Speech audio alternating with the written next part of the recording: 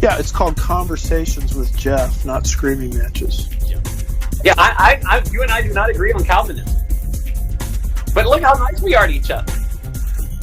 I think it's going to really shock a lot of people, thrill a lot of people. A lot of people are going to have to do some soul searching. It's like, you know what?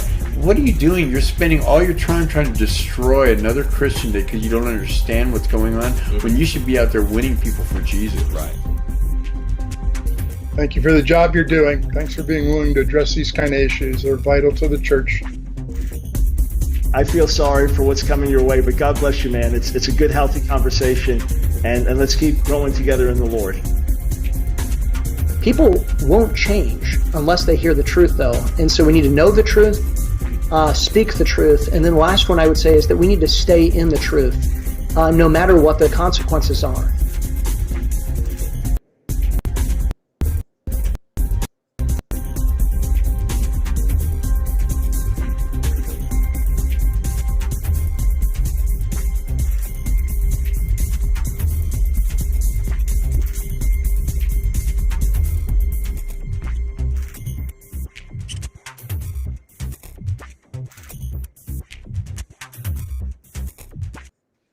Hey guys, welcome to Conversations with Jeff. Thank you guys so much for tuning in. This is actually kind of a big day. This is our 100th episode of Conversations with Jeff, which is pretty insane when you think about, like, we launched the show about 2 years ago, and it was literally, it started out just me by myself, just talking to random people about what they thought about what the heck was going on inside the church, and from there it's kind of grown. Turn into a podcast network. So now we've got the Gatekeepers. We've got awesome podcasts, including some of the guys we're going to have on the show today. We've got a great show with like Bobby Lopez, Dr. Mike Spalding, Pastor Sam Jones, Schumann, Dustin Faulkner. We've got a great lineup there. And then even from that came Freedom First Network, which is diving into politics, and like 12 or 15 shows over there. We put out 2 books just this year alone. Including this new one that we actually just put out just this last couple of weeks, Church and State, How the Left Used the Church to Conquer America. Again, dealing with a bunch of these political issues, but that are infiltrating into the church. And again, this is a strategy on how they're trying to compromise the church, take away our moral compass as a country, so that way they can ultimately destroy our nation. And so this is where this book, I highly recommend you guys check out, including authors like Pastor Greg Locke, Denise McAllister, Ken Peters, who's going to be on today. We've got Dustin Faulkner wrote a chapter. He's going to be on here today as well. So yeah, definitely check that out. Go to gatekeepersonline.com/church and state, and you guys can use code Jeff at checkout for 10% off. So definitely check that out. But it's been crazy. It's been a fun, wild ride. It's crazy. It took us 2 years to get to 100 episodes. But today we're going to be having a fun, full-on conversation on what the heck we got to do to save our country. As our way of celebrating, because we've got a lot of work that we got to do if we're going to be dealing with this. So let me introduce to you guys the panelists for today's show. So first off, we've got my good friend Schumann. He's the host of the Schumann Show, and then also a new show over there on Freedom First Network called the Federalist Faction. But Schumann, welcome to Conversations with Jeff, and thanks for celebrating with us. Yeah, dude, it's absolutely great to be with you. I mean, 100 episodes is a lot, man. That's a lot of content, reaching out to a lot of people. It's really good to be here with you today, man. I'm down to discuss some of the issues going on today. Yeah, definitely. And then we've also got we've got my good friend Dustin Faulkner. He's the host of Battlefront SouthGate. He also wrote one of the chapters in Church and State. Dustin, thanks for joining us, and glad we can talk here for a little bit. Awesome! It's great to be on here once again with you. See, I think he's on 100 episodes. Thank you, man. I mean, both you and Shu have been here since the very beginning. So I mean, I always appreciate your guys' support too. And then we've also got. Go ahead, Dustin. Sorry, I guess maybe we're having some kind of delay here. I hear you, and it happens. Anyway, I just want to say congratulations on that. It's really good that you've started all of this to keep things going, informing the people in the nation of all of the issues that is going on within the church, going on in our nation, with the politics and the infiltration of the left that is destroying the fabric of our nation. Congratulations on your 100 episodes, and thank you for having me here. Of course, dude. I totally appreciate it. Totally appreciate your friendship and all of that as well. I've also got my good friend Ken Peters, founder of the Church of Planned Parenthood. And let me tell you something.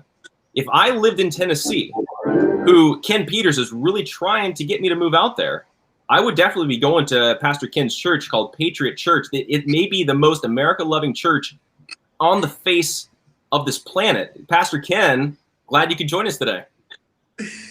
I'm doing awesome, brother. And yes, one of my goals in life is to get Jeff and his awesome wife out here in Tennessee.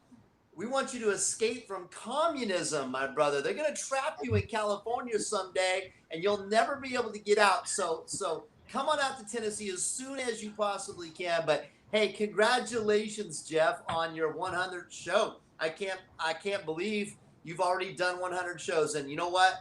You're doing a great thing. And I remember how we started talking about leftism in the church, and boy, we are being attacked on every front with leftism like I've never seen it before in my life, both in the nation and in the church. So Jeff, congratulations, man, on 100 shows, and may you have thousands and thousands more.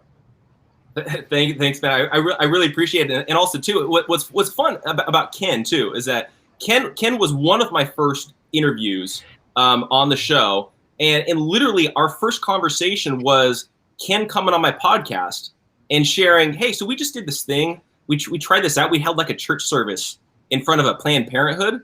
And so we're going to try to make this a thing and do this more than once and do this a couple of times. And then, dude, Ken, this is like, how many Planned Parenthoods have you guys had church services in front of?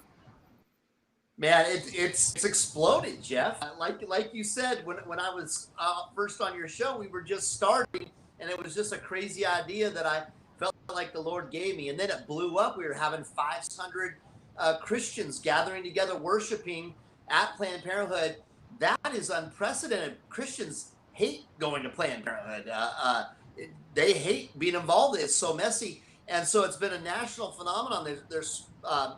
They're sprouting up in Seattle, Salem, Yakima, and then it's going national too. And we're about to start one in Knoxville, Tennessee. So Jeff, if you move out here and join us, you can help me get this one started in Knoxville, Tennessee. Hey, the offer is pretty tempting. So we'll have to see. I mean, again, I got to get away from Gavin Newsom at a certain point. Gavin Newsom is just absolutely insane. So okay, and then we've got our final panelists for the day as well. We've got my good friend Michael Johns, co-founder of the Tea Party. He was a former speechwriter for H.W. Bush. I gotta say, Michael, like out of everybody I've been having on, I feel like every time I talk to you, I'm like learning a lot. Like a lot of other people, I got fun conversations. But for you, you're always coming. You're bringing the facts. You're bringing the knowledge. I'm always learning something. So, Michael, I'm really appreciative of you. I think we want to have a movement that's based on facts. Facts are on our side, and a big part of political leadership and public policy leadership right now is just educating people on those facts. And I will echo what everyone else said. Congratulations on this 100th episode. I don't know who was bold enough to go on the first one, but they must have really had a lot of high praise and confidence in your leadership potential. Well, there you go. I appreciate that, and again, I appreciate all of you guys' friendship and all of you guys' support too. And again, for me, it's just fun getting to know everybody and talking to everybody. If it wasn't for the show, I wouldn't have met any of you guys or met any of the people that I've begun working with and all that kind of stuff. So that's kind of been the fun thing. But one of the things that I really wanted to dive into today, and because to say thanks, Michael, for coming on the first show. Yes, yeah, there you go. Yeah, we'll see. So Mike, I don't know if I could have set that up any better for you, Jeff. But well, here's the thing.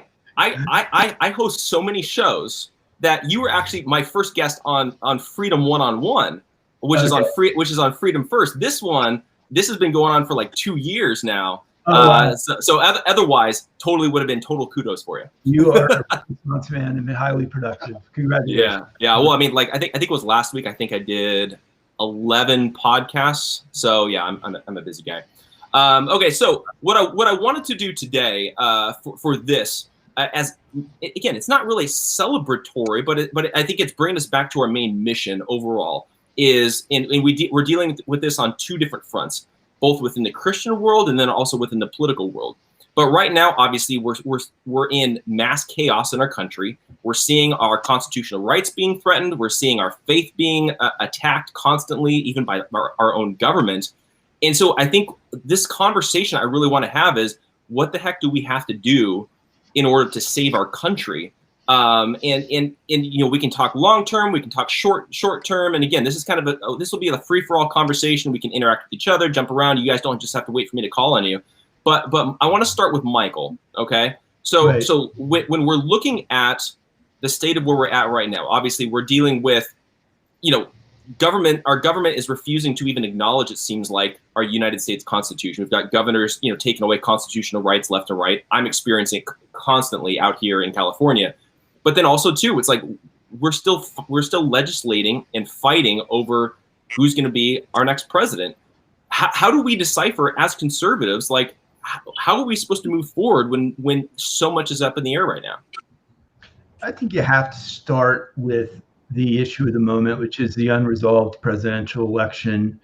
And what I'm sensing, which is what I sensed in early 2009 when the Tea Party movement launched, was that there was a lot of emotion running through tens of millions of Americans. There was fear, anxiety, uncertainty, a sense of loss even as it relates to the country. And when I look right now, not in the established conservative circles, which seem unbelievably to be not taking this terribly seriously. I mean, we have two credible attorneys with very long, laudable records, one of whom, Rudy Giuliani, is going to go down as an icon in American history for breaking up the 5 mob families in New York City, the greatest mayor of that city and one of the greatest cities in the world. And, it was all these people with no reason to be misrepresenting the facts. And then on top of it, we've got affidavits and emerging evidence, court rulings that have already gone in our decision, a decision now by a federal judge in Pennsylvania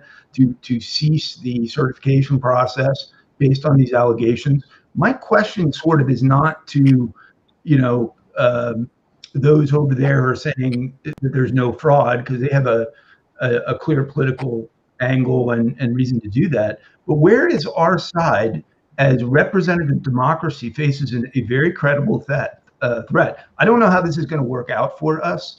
It's impossible we establish all these facts and win in the court. The president actually gets 4 more years. It's impossible we establish all these facts and lose in the court, at which point there's going to be, I think, enormous frustration with the judicial process and with the electoral process. It's possible we don't establish all these facts, but there's no doubt that this system already, with what we know today, has exposed extraordinary vulnerabilities and unethical and even illegal practices as it relates to poll watching, as it relates to the counting process itself, as it relates to the technology. We never again should be using foreign technology or foreign companies for the purposes of counting U.S. votes. It's outrageous to me. And it's outrageous, as I mentioned right before we came on, that we have been permissive, apparently, of these things. So a movement has to be united. All of the areas of potential concern have to be managed and monitored.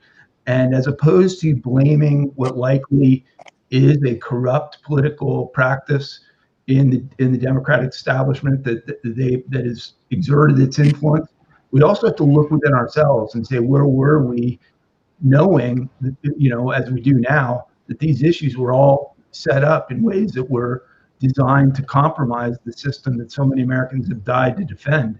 And so I think we take our stand right now, and however it plays out, I think in doing so, the credibility of our movement and of our position and as us as individuals within that will grow. And I think we also got to take notes on who's not standing up at this moment, because for the life of me, I don't get that. I don't understand how you cannot right now be immensely concerned and seeking at least the truth, the facts, and supporting the litigation process that Giuliani and Sidney Powell are leading. Yeah, well, it was basically like the topic of my podcast this morning, was basically me ranting and raving about how I'm really frustrated with these supposed conservatives and Republicans who are basically saying we're at that point now where hey, let's just concede. Better luck next time. We'll try again next time. And I'm like, dude, there's not going to be a next time. Did you guys not see Joe Biden saying we're going to make the illegal immigrants here legal? That alone will make it to where we're not going to have another Republican president, possibly even ever in our lifetime, when you're talking 10 to 30 million new Democrat votes. On top of that, every single other thing that they're trying to do, like lower the voting age, make felons have the right to vote, make Washington, D.C. a state, like the list goes on. And It's like you've got these conservatives, or supposed conservatives, I'll call them, who are like, dude, let's just peaceful transition of power. I'm like, why would we peacefully transfer to the enemy? I mean, look, even set the politics aside. If he was assuming Biden Incorporated didn't exist, assuming we didn't all these lingering questions about the transfer of tens of millions of dollars into his family, and questions about this isn't even the policy. And frankly, I would hope that even if this were an issue of Trump's reelection, and we had and the other side were raising these questions, I would think the legitimacy of the process is priority one. So here we have all of these organizations who've been telling us over and over and over again how much they revere and defend the Constitution of the United States. Now, with credible emerging allegations, yet unproven, but it's certainly enough for us to say, yes, there's something here. It's time for those guys to stand up and defend the very representative democracy at the core of our Constitution, and these guys are completely missing in action. It's inexcusable. If you're a donor to these groups or you're involved in these groups, you got to realize you do have leverage. You got to get them to focus on this. I cannot believe how distracted and unseriously these issues are being taken. And if we don't resolve them now, I don't know if it's true that we'll never have, and that's like the worst case outcome. But even if we do, procedurally, we are compromising and allowing corrupt technologies, corrupt and illegal practices to become a bedrock foundation of the way our elections will occur. And people are just going to lose confidence in the system, as they lost confidence in many countries of the world, many of which I've been in, who can't stop talking about what they lost and why they weren't more engaged while they were losing it. We don't want to look back ever with that degree of introspection about what we do right now. It's time to stand and defend this. It doesn't mean we have to speculate about what's going to be, unearthed or what the outcome will be, but certainly we need to support this as priority one, confronting the country. Yeah, no, absolutely. Now, Dustin, I want to throw it over to you because I know one of the things that, and like what we were just talking about is we've got a lot of these conservatives or supposed, GOP guys that are kind of, it's like they're lacking a spine. I think also part of the other problem that we're having right now is we do have a lot of people that are giving lip service to President Trump and promoting him and things like that. But when push comes to shove, what are they actually doing? There's a lot of talk, but there's not a lot of action. Dustin, what's your kind of take on what's going on right now within the Republican side, and what do you think is in the future from that perspective? Well, I think that what we're seeing with the Republican side is that, especially what he was just saying, Michael, that it's the demotivating of people and then causing the confusion. So what you have now is you have people that have been with Trump at some point, and then now they've been kind of biding their time as far as what I've seen. And when it came down to this election interference and theft, that they used that as an opportunity to jump ship. Just like you have that idiot Rubio on his night trying to talk about that, Trump just should go ahead and concede this election and things like that.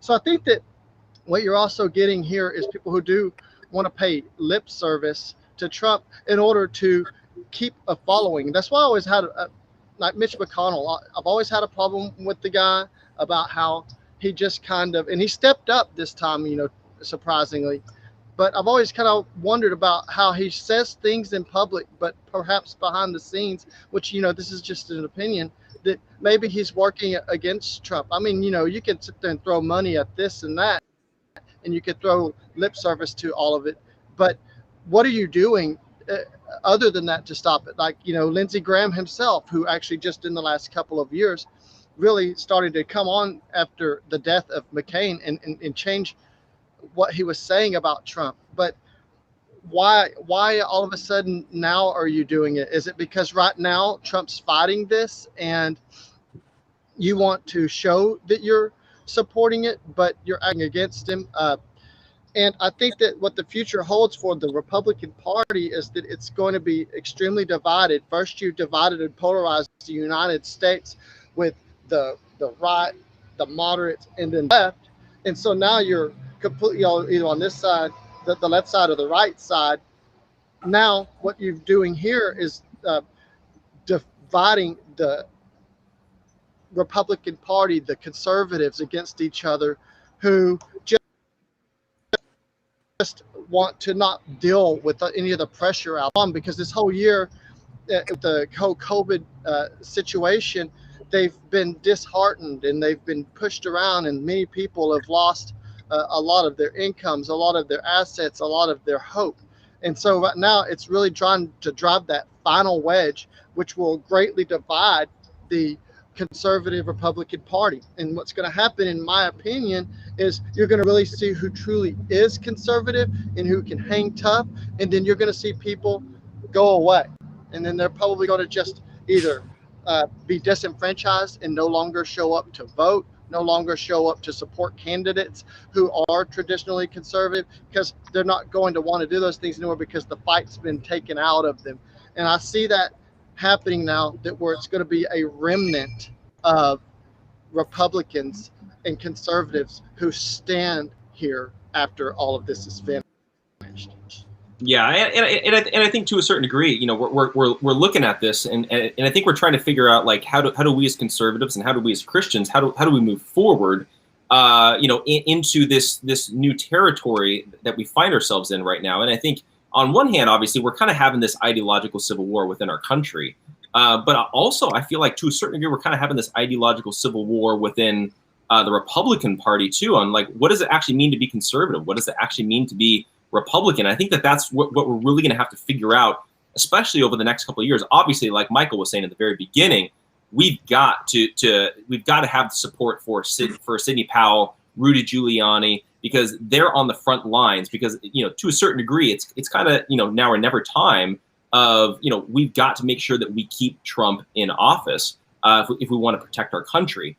Now, Shu, I want to kind of toss it over to you really quick, and then we'll hop over to Ken. But Shu, from your perspective, where do you think we are as a Republican Party, as conservatives, and what do you think we need to do to actually have the right kind of conservative movement moving forward? I think in order to have the correct mindset moving into, I guess, the polarizations within the party, is to get everybody on the same page, to realize what it is we are exactly standing for, which you kind of touched on a little bit earlier, is this idea of conservatism. It's idea of actually conserving what this nation was founded upon, the original foundations, the structure that this nation was built on, and which leader is going to be able to promulgate that. I think having dialogue and conversations between each other as well as within the party is going to help bring some of that together, to not treat each other as if they're stupid or ignorant or anything like that, even though, frankly, they might be. It's being able to pull them in and be like, these are the facts. This is what happened. This is what not happened. And that's why, like, I'm not jumping on anything until everything goes through the courts and we see all the evidence that is presented at that time, and let the court rulings handle as it should be, and then move forward from there. And then, because I think if you put too much, how do I want to say this? If you go too headlong into something without having the substantial evidence necessary, then I think that erodes trust within the system as well. And if we erode that trust, then I have trouble that any of us will believe in the system again. And it's the system that I think if we fall away from not being able to believe in our electoral college or be able to believe in our electoral system, I think that erodes what it is to be an American. And if there is seriously no trust in that system, we're already at that point where there is no trust, what are you doing? If you're just sitting there and, you know, like, just accepting it, and you're like, oh, the system's corrupt and it's all broke and nothing's working anymore. Well, it's going to be like that for the next election and the next election. So it's time to wake up and actually do something about it. Yeah, no, that's really true, and I think that kind of also leads us a little bit into the question I want to throw at Ken really quick as well is so Ken, I know I think that again this may have been the main topic of our first conversation was you leaving your church leaving the Gospel Coalition and severing ties with them. But can you kind of talk about like how much involvement do you think the evangelical church has had in a lot of this decay that we've been seeing happening within conservatism, even in this push toward as a country towards the left? What role do you think that the church has had in that?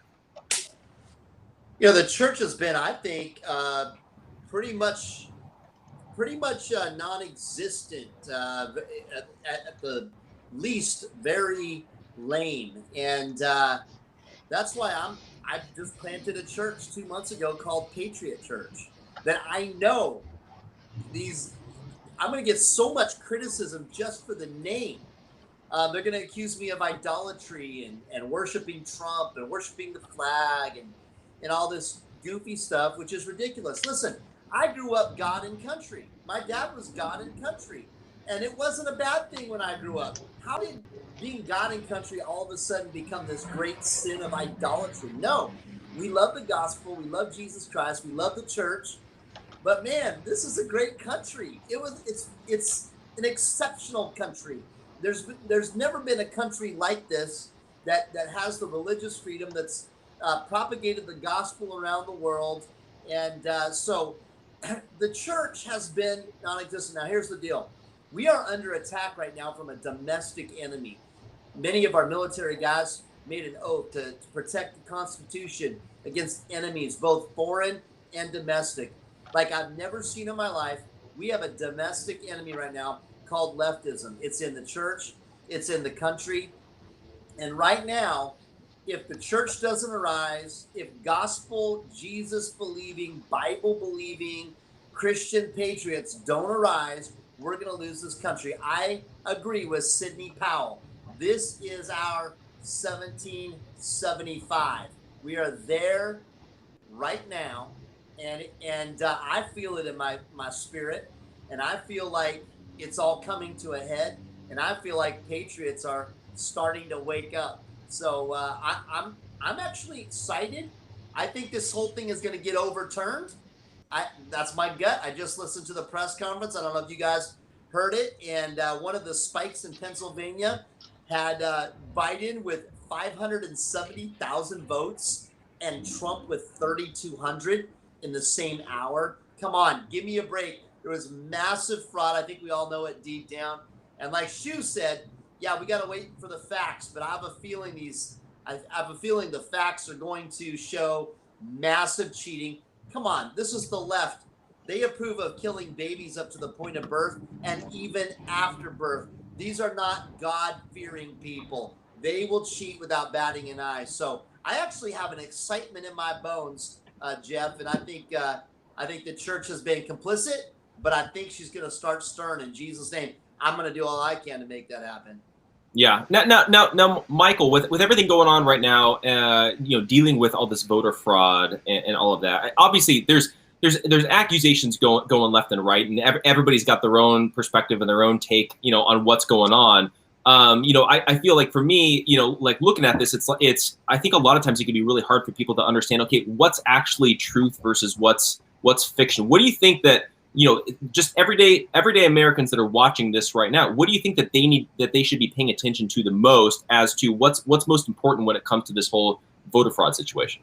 Yeah, really good question. Let me try to simplify what I think we know and what we don't know. Well, we know, firstly, there's no president-elect. Media, you can read the Constitution, you can read, Article 2. There's no part in our Constitution that empowers any particular media outlet to determine who the next president is. The next president, as of this particular moment, has not yet been selected. We go through a series of processes, including the certification of state votes, which themselves are open to challenge should we actually be able to establish legal facts down the road in some of these cases. And then we go through the process of the selection of electors, and then we have the electors vote, all as part of a series of developments leading up to a January 20 inauguration. At no point, as facts become unveiled through these legal proceedings based on orders of federal courts, is this irreversible, which means right now, no American concerned about our freedoms or the seriousness of some criminal conspiracy to impact the outcome of an election you cannot ignore those issues. And then as you get into the actual allegations themselves, here's what we know. I mean, number one, where poll watchers denied their legal right to observe these elections. Yes, in state after state after state after state. Did we have arbitrary, bizarre, and still unexplained closures of vote counting centers? Yes, we did, in Pennsylvania and Michigan and elsewhere. Did we have curious arrivals of ballots at 4 a.m. in Detroit, dropped off in bags and boxes, and that went 100% for Biden and 0% for Trump? Yes, we did. We have affidavits to these effects on all of these issues. So this is not like Michael John's opinion, or even the opinion of the counsel of record for the Trump campaign. These are demonstrable facts. In the case of Philadelphia, it was acknowledged with an affirmative order that required the Philadelphia Voting Center to take corrective steps to address this issue. My view now is, what do we do? I think we look at all of these series of problems and look at where the points of accountability are on our side. So, for instance, on the Dominion and Smartmatic technologies, which are very much a centerpiece question, but none of those allegations have been established as legal fact yet. There's not even a filing that's been made yet federally on it. I think Sydney promised a filing within 2 weeks, and she promised that it would be profoundly impactful. I don't think we speculate on that until we see it. But the point is, even if, let's assume nothing comes of that, is it our position as constitutional conservatives that we want foreign equipment and voting technologies that have been associated with incident of fraud after incident of fraud, from Venezuela to Argentina, Philippines, on and on, even in our own country in Chicago election a few years back, running these vote counts through Germany, Frankfurt, Germany, and Barcelona, Spain? Would anyone have looked at that process a year ago or even 6 months ago and said, yeah, that seems credible and reliable and probably the best way to structure an election system? Of course, we would have been an election system. I think we're getting some feedback coming on. Let me see if we can fix that. Okay, Michael, try and go again. If we had all these facts established and had been asked what our view was in this sort of voting technology system, we would say, number one, the idea of running vote counts outside the United States is an outrageous non-starter, and it should never again happen in this country. Number two, even the very idea of using technologies that were developed by foreign countries, to me, is unreliable and too susceptible to compromise. That never again should happen.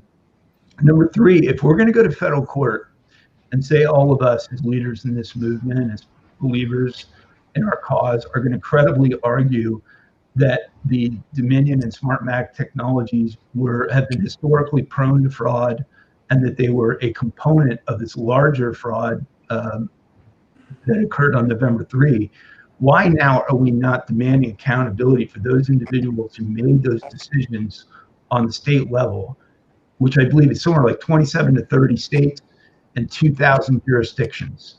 So in 2,000 individual cases, personnel charged with defending the integrity of our election, while simultaneously Democrats have been warning about, Russian hacking, and it was a clear national consensus on both sides that we did not want to see intervention or interference in this election.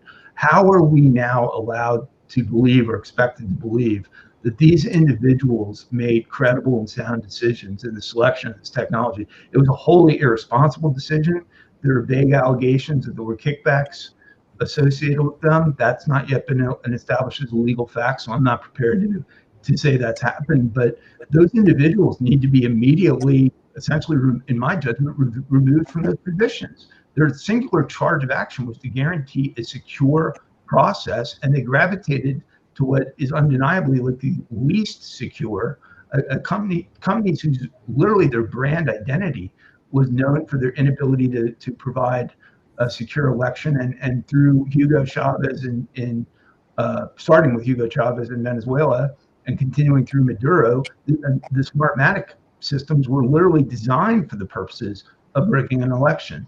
I mean, have you heard any alternative explanation as to why that would be a defensible decision, even if we're not able to establish that even one vote was manipulated through the process?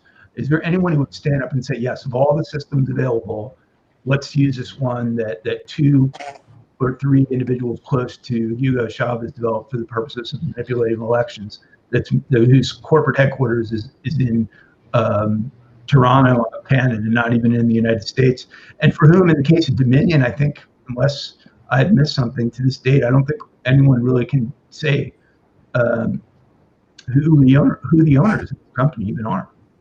Yeah, well, that's interesting about Dominion specifically as well, because I remember when I first started, hearing about this when this was popping up right after the election, and so I started doing some research on them. And the thing, and the frustrating thing for me is, as you know, I think it was Michael Steele was speaking on Fox News the other day, and he's the representative of Dominion right now, and he was saying, we're an American company, and I saw a written statement that was submitted to Congress from Dominion, I believe from a couple of years ago, saying that they're an American company. But the reality of it is, a company like Toshiba is an American company. They have U.S. operations, but you define a company's origin as where they're headquartered and initially incorporated. And this company set up its operations in Toronto, Canada. That's indisputably its global headquarters. By the way, since these allegations emerged, they've moved their location in Toronto.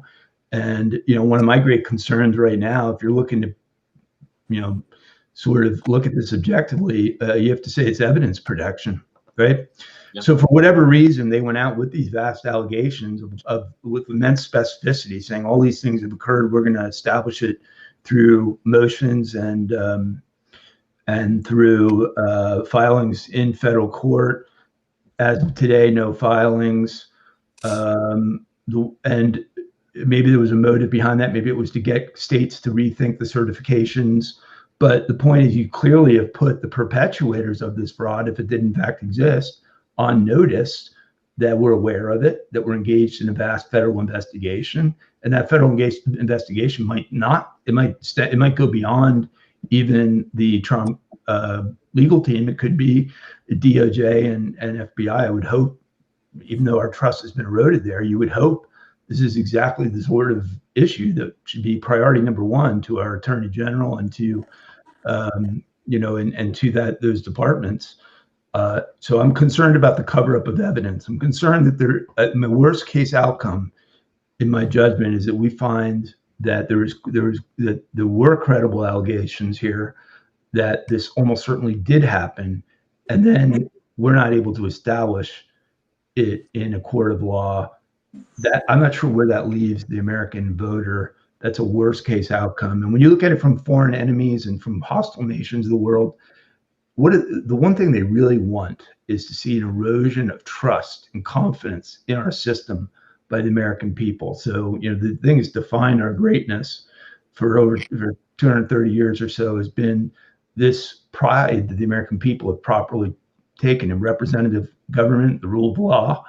When you erode those things, when you corrupt them at a high level, what you're also simultaneously doing is separating the government from its people. A government of the people becomes a government distanced from its people.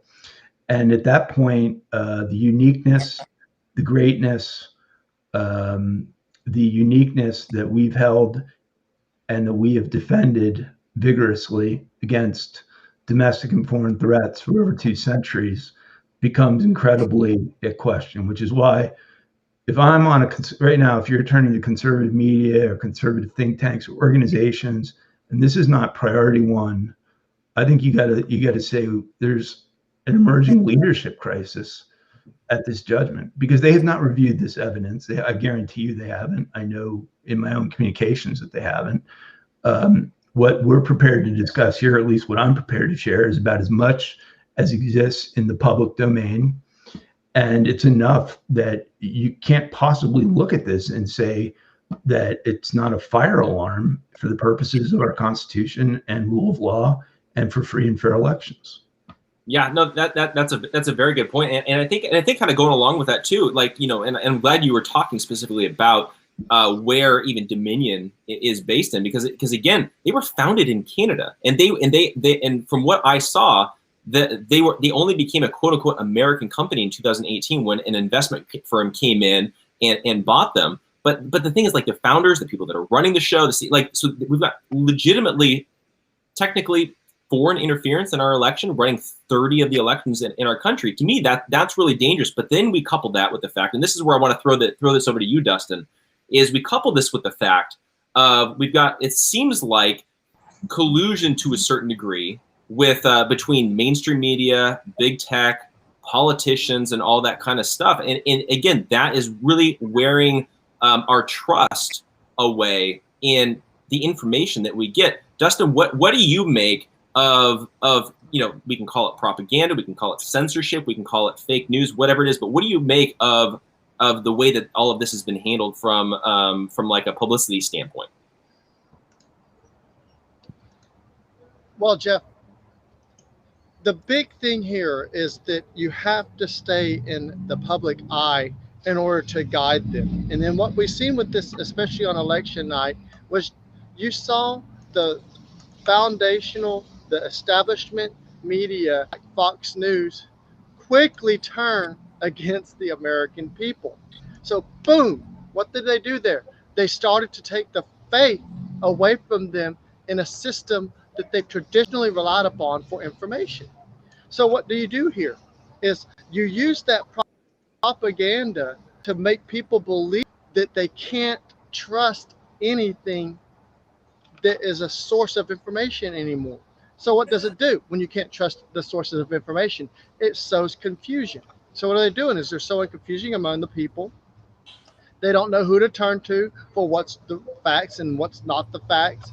And therein lies the problem. What they will no longer be able to function critically and decide where they should go, the directions they should go, who they should stand behind. So you start eroding that trust in the information that they've always gotten, and they cannot make decisions to do the right things anymore. So what's happening here is it does drive that wedge in between people. You have people arguing about who's the real good sources of information and who isn't.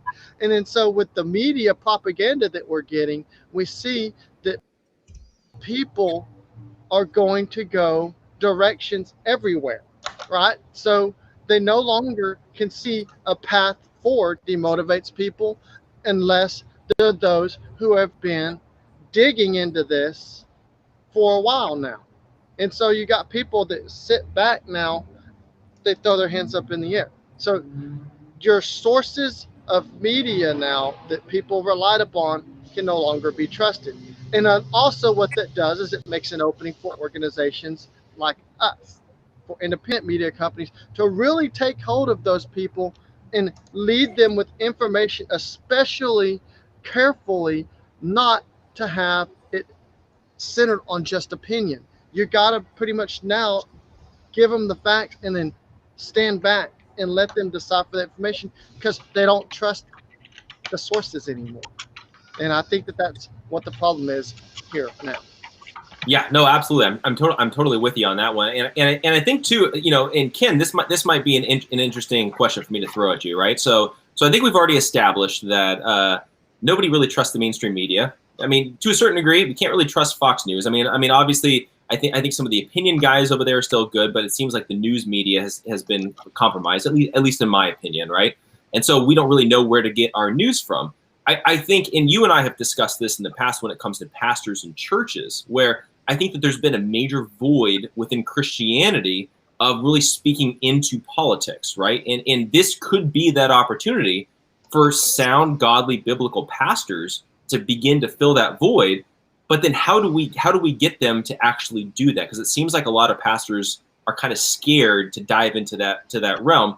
But again, you're the guy that started Patriot Church, so you may be kind of, possibly lead the movement of pastors to kind of come around and become patriotic. But what do you think that our pastors need to be doing in order to be pushing our country forward in the right direction? Well, CNN isn't going to be quiet. The public schools aren't going to be quiet. The universities aren't going to be quiet.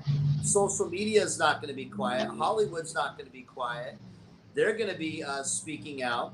So what do we have? We have talk radio. We have shows like this. Thank God for shows like this. And we have these things in America called churches, where thousands and thousands of people go. Well, they used to go before they all obeyed their local governor and shut down. But typically, thousands of people go to church. Man, if preachers would stand strong and preach forth the word of God, but also hit these subjects, defend our country. America's been good to the church. America's been good to the preachers.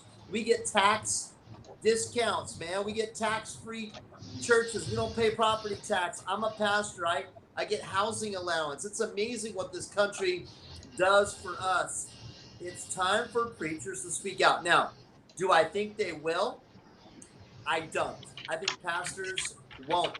They use a 501c3 for their excuse. They play politics with their people. They play politics with their deacons, with their elders. They don't want to offend anybody that might be a Democrat. Somebody's grandma might be visiting on a Sunday, and she might be a liberal from California. That's where they all live.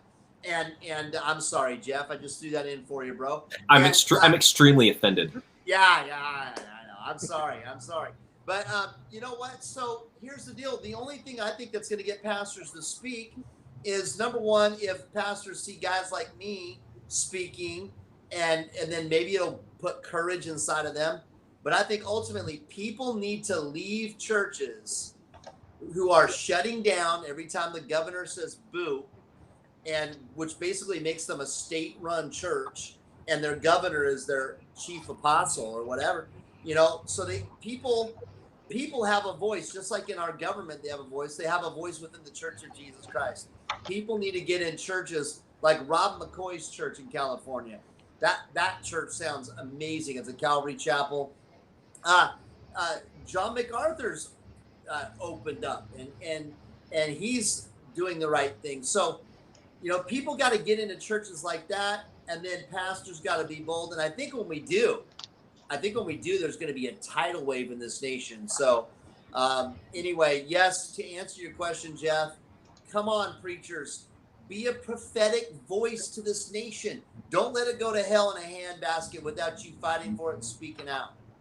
Yeah, for sure. And then I think as well, kind of going along with that, and this is where I'll throw it over to you, Shu, because I think some of your first articles you wrote on the Gatekeepers was a series on being a man.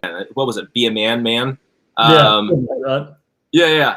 But I think that's really something that I think is sorely lacking. I think right now is like the strength and having a spine and actually taking a stand, because it seems like and again this not to completely just constantly rag on Republicans and conservatives and things like that, but it seems like a lot of times we concede way too early, way too soon, and I think that.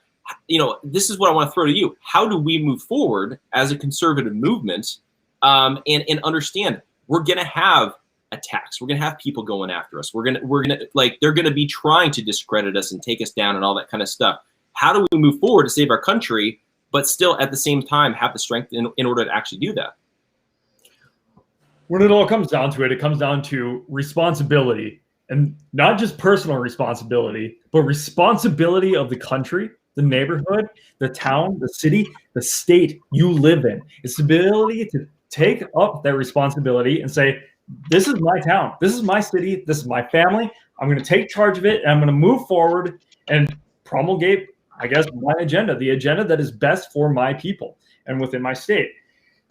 I think to touch a little bit on what Ken Peters said is I think that's been lost in the church. The ability to take responsibility has been lost because, it's too hard. We can't possibly do that because I might get attacked or something like that. Well, guess what? Anything worth standing for is always under attack. If you're not under attack, you're not doing anything. And I think the fact that people have gotten so soft especially behind the pulpit. And even like a lot of our legislators or people in government, they don't want to stand for anything because they're afraid it's divisive. They're afraid that they won't be elected again, or that the pastor is like, well, it might cause a rift in the church. Well, Christ was pretty divisive when he came here on earth. Just saying. And if you're unwilling to stand behind the pulpit and be like, hey guys, you as a congregation, you know what's right. I have trained you, if it was any pastor worth his salt, to take up responsibility, how to act within your culture, within the people around you. It's time to go out into the world and do that. And if you fail to do that, or if it's too hard to do that, then we deserve the country that we're getting today. I'm sorry to say it, but you know, I can't remember who it was exactly who said it, but the American people know what they want, and they deserve to get it good and hard. And I believe that. If we're too weak to stand up and to take responsibility of our country because we're afraid of hurting other people's feelings, we deserve this country to go downhill. It's our fault. You're not going to stand up back then. What makes you think that you're going to stand up now? Wake Amen. up. Amen. Yeah, well, you know, and see, like to me, that's the important thing, I think, as we're moving forward. And this is where, like, even Michael and I have had some of these conversations on, like, how do we actually get a movement going? How do we actually bring, you know, conservatism back? How do we actually accomplish anything? And I think, you know, we'll kind of throw this to each of you guys as, you know, we're beginning to kind of wrap up here, because I know we've been going about an hour now. But as we're looking at the future, right? So let's just hypothetically make the assumption that Trump's team is going to pull this off, and Trump's going to get a second term, and things along those lines, right? So we'll take the optimistic approach. So let's say this happens.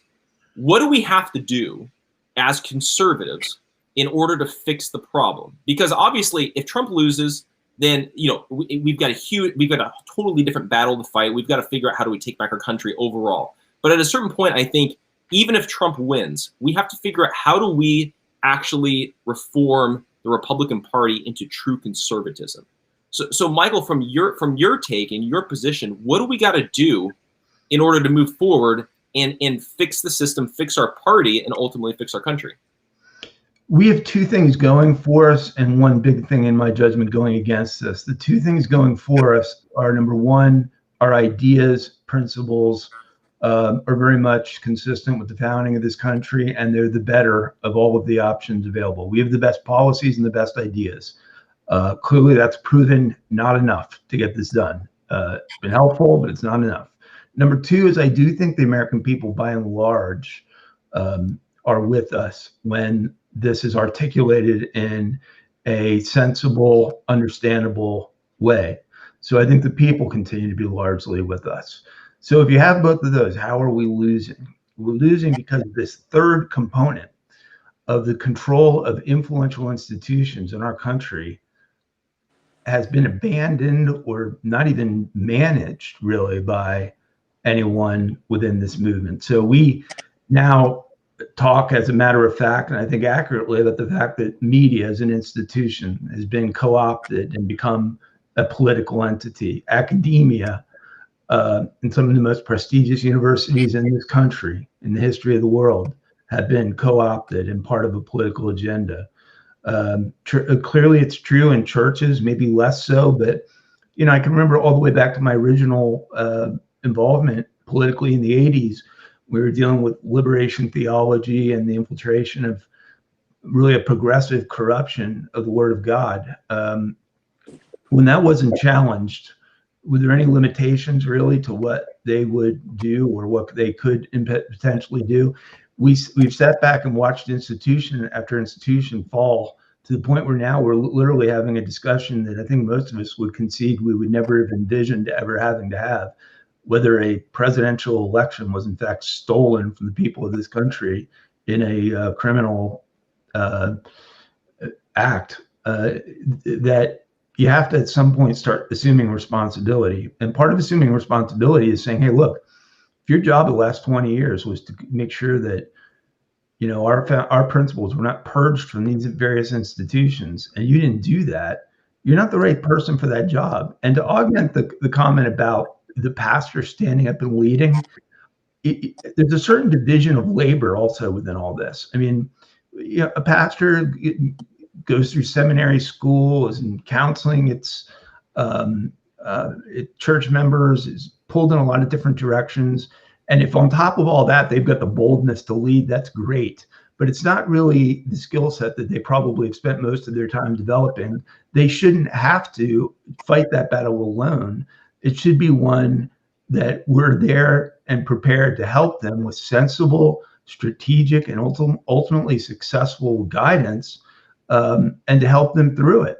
And if they're not, just to take the close down orders, if the close down orders are clearly irrational, or if standards being applied are contradictory, we have got to let them know that we have the resources to push back and fight and win. And by the way, when we've challenged a lot of these cases on First Amendment religious freedom basis, there's been really good success so far in the courts. But we can't be sort of steamrolled and expect that we're going to someday just sort of awaken and reclaim all of these institutions and all these constitutional rights. They need to be defended right now in a cohesive way. All of us working together, as the left has proven they can do so successfully, toward common ends, and building alliances, even if there's not 100% symmetry on every issue, building alliances where you can find them and working to do it. We're not really functioning as a movement. I'm not even sure there is a conservative movement at this juncture.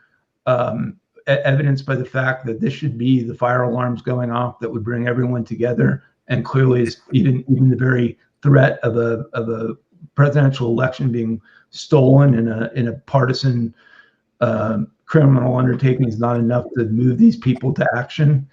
And at some point you got to say, we don't have the right people leading, we don't have the right people in the right jobs. There's certain functions completely, at least as it relates to the preservation of these institutions, that have been completely neglected. This is a holistic battle of which the issues that we confront at this very moment are just a component. And if you're just focusing on the niche, or you're kind of waiting for someone to get around to you individually being affected, you're waiting too long. So the leadership crisis is one of all of us working together, being acutely aware of what's occurring and what's threatening, and having coherent plans that we execute that are designed to preserve and protect the Constitution, our system of government, individual freedom in this country. Or I agree with everybody here, we don't do those things, we will lose it. And I've dealt and spoken a lot with individuals in repressed totalitarian and autocratic societies. Those individuals always are looking in the rearview mirror saying, how do we allow that to happen? Because now it's gone and we can't get it back. It'd be foolish to think we're some prominent global exception to that rule. Clearly, we're not. The greatness of America will be the greatness of the people, not even of this election process. It will be the people standing up to strip away from forces of evil, right? I mean, rigging an election, stealing, and ripping that back and doing it in a way that is ultimately triumphant and indicative of our strength to defend this system. And if we can't do that cohesively, if we can't bring Americans around that cause, then we are a leaderless movement of ideologues who are just going to write books and blogs about the downfall of America. And by the way, the people that are out there covering the downfall of America on TV shows or writing books or whatever, they're not. You can't view these people as our leaders. If they're doing that as part of their undertaking, great. But the leadership is the battle that is occurring all over this country in a series of micro battles that ultimately ends up to the totality of one big one. And if you're not engaged in those struggles, in leading people toward righteous, constructive victories, you are helpful on the margins, perhaps, but don't look to those people as leaders. I'm astonished, when I ask people kind of like where they're getting their direction, who they're following, the sort of names that people they're mentioning that wouldn't consider themselves leaders. You know what I mean? So I do believe in the power of the grassroots. I think it's been demonstrated in the Tea Party movement's success, its ability to replace Pelosi, to replace Harry Reid. We took out two bodies of Congress. We laid the foundation for a populist presidential candidate to run against the Republican Party establishment and win. And that final point of the Republican Party itself, I mean, I was a little surprised, to be honest, that Trump weighed in on the support for the status quo at the RNC, because it seems to me all of these election deficiencies are things that they should have been engaged in. I don't know where they were when we were, agreeing to spend taxpayer money in acquiring Dominion and Smartmatic systems. But it seems to me that if that was happening on the status quo's leadership, we could do better than that. And this is our party ultimately. I don't believe in third parties. If you put all those libertarian Joe Jorgensen's votes into some of these swing states, many of them would have gone in Trump's direction. We only dilute and empowered, Democratic Party with the third party solutions. The Republican Party is whatever we make it to be. And if you don't like the direction of the Republican Party on a local basis, on a state basis, or a national basis, the solution is we all get involved. And taking over a local Republican Party and writing and straightening and getting it going in the right direction is usually pretty much as easy as getting more people in the room than the other side. It's not a terribly complicated undertaking, not nearly as complicated as starting and prevailing through a third party. So let's focus on retaking this party and making it a party of unrelenting commitment to our founding principles. Who are prepared to fight. We aren't going to shrink from the battle as they appear to be doing now. I mean, I don't know where these guys are. I mean, standing up as they should be at this moment of crisis, and they're clearly terrified of the moment. And maybe they're terrified because they too know that we don't have the cohesive unity to come to their defense when they take these hits and these attacks. These hits and attacks come because they know, I think, these weaknesses of our side.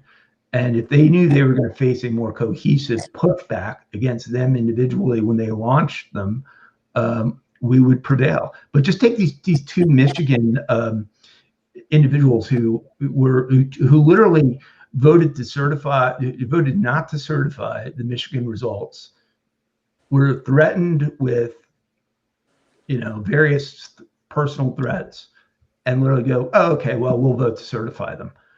All right, let me just give you my view on that. I am sympathetic with anyone who undergoes that level of threats, but if that's all it takes to shift your position on these matters, if you're going to cave over something of that nature, you're in the wrong profession doing the wrong thing. We need people that are going to just let that stuff fly off their shoulder, and they're going to take confidence in a broader collective movement that will, surround us and defend us. And we have to offer those people that level of support and protection so that they never feel inclined to cave on matters of enduring consequence and principle to this country. Yeah, no, absolutely. I'm totally with you on that one. I want to throw this over to Shu, and then we'll jump over to Ken. But Shu, from your perspective, because we're talking a lot about how do we move forward, even just as a conservative movement. How do we even create this conservative movement? Because like Michael was saying, there's not really that kind of leadership that's in place. But what do you think? Because I think the biggest thing we have to figure out is how do we be a big tent without being too broad? But then how do we not be too divisive at the same time? What do you think should be the main unifying principles from your perspective on the conservative movement? It's so funny you bring that up, because that is exactly what I covered. It's really what the new show, The Federalist Faction, has to deal with.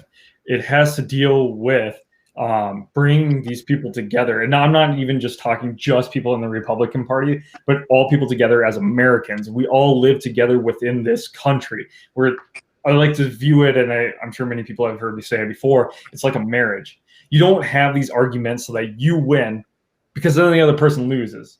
And anybody knows in a marriage, if I win that conversation and my wife loses, now I'm sleeping with a loser. And I don't want to do that.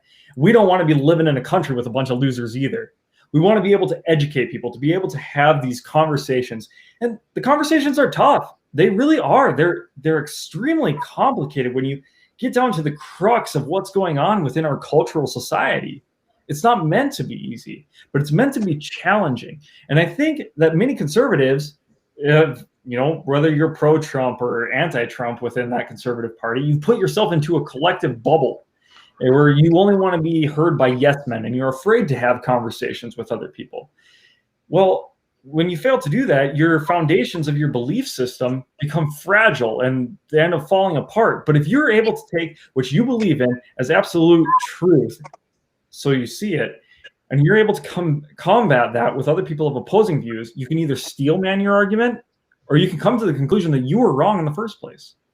And to come to the conclusion that you may be wrong isn't necessarily a bad thing. It's not a bad thing at all. Because if you base your whole life and your whole outlook on life and how you want this party ran on a false premise, it's better to be wrong and build it back from the ground up on truth and what is actually bound by reality. And I think that's how we get the parties to come together. We have the conversations. We challenge each other in our ideologies. We poke holes in each other's theories. We try to find what is wrong with what it is that we are standing for so we can steel man our arguments and build up our party on a foundation of solidity, something that's not wavering or easily to fall apart on. We want to build our conservative party on something that is absolute and true. Yeah, no, that's a very good point. And then I think for Ken, I want to talk to you and I want to have you talk about this. So, and you kind of wrote about this in your chapter in the book Church and State, where we're talking about like single issue voters. But I think specifically a major problem that we're having within the evangelical movement are some of these pastors like Mark Dever and David Platt and Tim Keller and even John Piper's now coming out with some crazy teachings and things like that.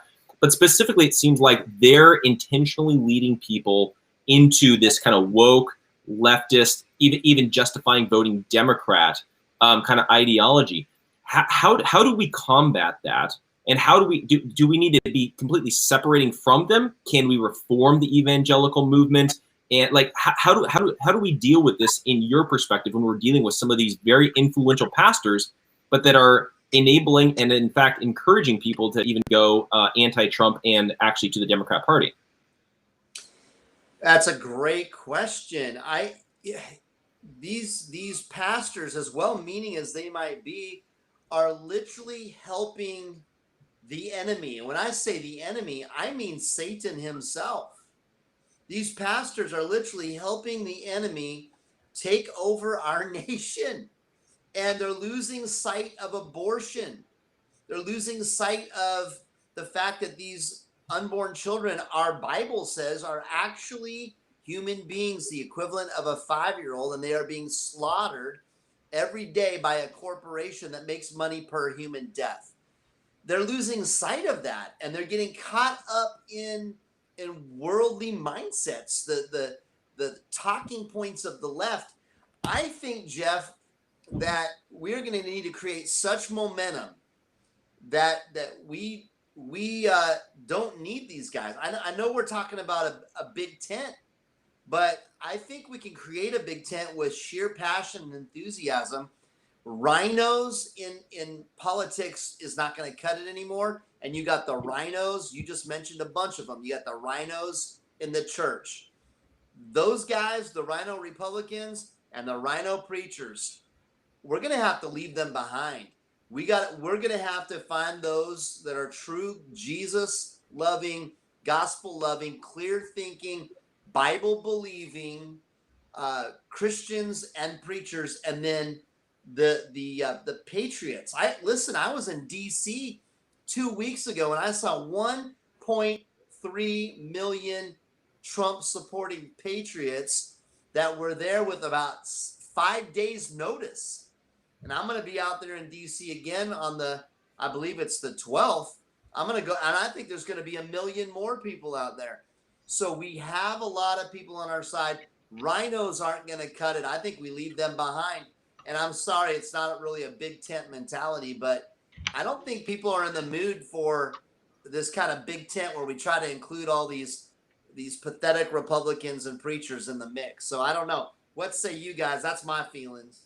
Yeah. Well, and I think for me too, like I'm looking at this and I'm like, I feel like there's room for disagreement, obviously, within the Republican Party. But at a certain point, we've got to figure out, how do we get back to the Constitution? How do we get back to what makes America great, which is freedom and liberty and opportunity for everybody, no matter what your background is or gender or race or whatever it is. And to me, that's what the Republican Party is truly offering. We can debate and fight over the things that we disagree on later, but first we got to save our country from going complete socialism, Marxism, progressive ideology, all that kind of stuff. And that's really where I think that, for me, I kind of have a foot in the political world and in the Christian world, because I've got the Gatekeepers, which is geared towards Christians. They've got Freedom First, that's geared towards the secular audience and that sort of thing. And I think we can kind of work in parallel, going along with each other, and kind of tackle both sides of this issue. I think that that's really what we can. That's really what I think we can do to save our country, in my opinion. Okay, so any final thoughts from any of you guys before we tune out of this 100th episode of Conversations? Cohesive leadership, and strategic, realistic goals. Don't abandon anyone before we give them at least one final conversation to try to be persuasive. I mean, I think a lot of these institutions have been lost because we've surrendered. It's not like we even put a fight up. So it's worth, I agree that, at some point it's hopeless, but, it's worth final conversations. And realize this is a collective undertaking. Like, if we don't operate in those sort of ways, over communicating, bringing people together around these themes, then we're just a bunch of individuals duplicating efforts, not operating in any cohesive way, fragmented messaging, way too much of that stuff. I think we're starting to identify major leadership crisis among institutions that I always thought, when the rubber hit the road, would be there to defend these issues. And, partly I don't think they have enough stake in it. I just don't think that our defeats troubled them as much as they may trouble many millions of Americans. And I am also inspired with the fact that the American people are rising at this moment on a grassroots basis. And these rallies are important, whatever the outcome, because that's the foundation of, propelling a second term and making it even better than the first. Or worst case, the basis of our cohesive opposition to a direction that's counterproductive. So Amen. Participate and support in those. And we got to stop all the subdivisions within them. There's just way too much of that stuff. It's, it doesn't matter. Really get engaged and support that process. Show the world that we are not going to watch election crimes occur without resistance. And we go from there after we see the outcome of all those issues and unite around the common themes. I agree so strongly about the defense of life. I would hope that in churches especially, I knew you when you were in the womb, before you were in the womb, such an inspiring component of our Bible, and should be so directive to those who are looking for pastoral and other leadership on these issues. You don't abandon something like that, called upon to push back and challenge and to see what we can do. And there's a lot of, the pro-life movement's always been pretty politically effective, and it too has to unify, not subdivide, and be strategic. And I think President Trump ultimately is someone we're going to look back on as having really presented some of the better ideas as far as where we need to be right now. This issue of the China threat, this issue of securing our borders, this issue of resolving our trade issues, this issue of moving us into a 21st century conservatism that's rooted in the current present tense issues that we confront, lower taxes.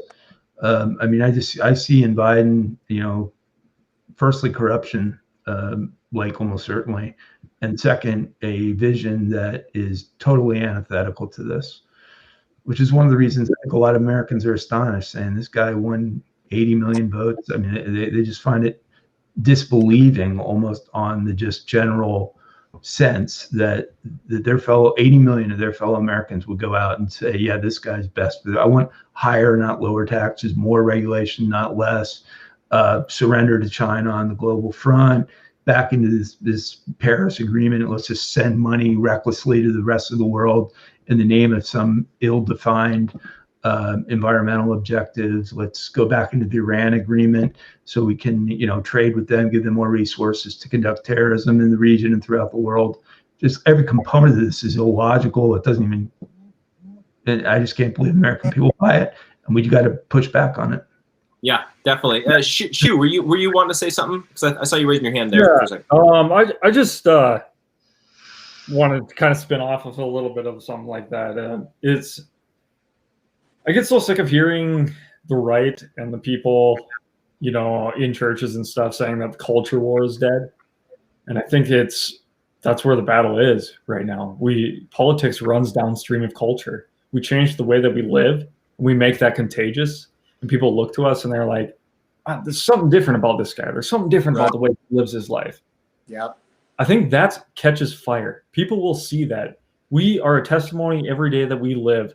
And if you think that your life as an individual is ruled by the person in the White House or by a person in your state house, then you've already lost the thought of what it is to be an American. You own them. You rule them. You put them in power. It's your responsibility. Take charge of your life and be the cultural change. Yeah, definitely. And I think that's it's so important that we understand all of this too. We understand the spiritual aspect, the political aspect, the cultural aspect. There's a lot that goes to play in what we're seeing playing out on the broader scale here in America. And I think we've got to fix kind of all of them if we're actually going to fix this country as well. It can't just be political. It can't just be the church. It can't just be cultural. It's kind of got to be a little bit of everything. So, you know, I think that was a really good point. But guys, thank you guys so much for joining me on this. Had a blast. You know, it's been fun doing the show, but it's been fun also getting to know each of you guys as well. Because again, without the show, I wouldn't have met any of you guys. Congratulations, Jeff, on 100 shows, and I'm honored to be on the 100, man. Thank you so much. Dude, thank you. Thanks to each of you guys, and then everybody else as well. Thank you guys so much for tuning in and supporting what we're doing. If you guys are interested in supporting what we're doing with the Gatekeepers in general, one way you guys can do that is by becoming a plugged-in member. Definitely check that out. You get a bunch of awesome perks, extra benefits, discounts in the store, but then also on top of that, I'm doing an exclusive podcast every Friday for members of Plugged In, where you guys can participate in the conversation, ask questions, things like that, and then only the audio will go out to the general public. So check that out at gatekeepersonline.com/plugged-in. But again, guys, thanks so much for tuning in. Thanks for each of the guests coming on here today as well. I'll be putting links for their social medias and how to follow them and get more information on each of these guys as well in the show notes. But thanks so much for tuning in. We shall catch you guys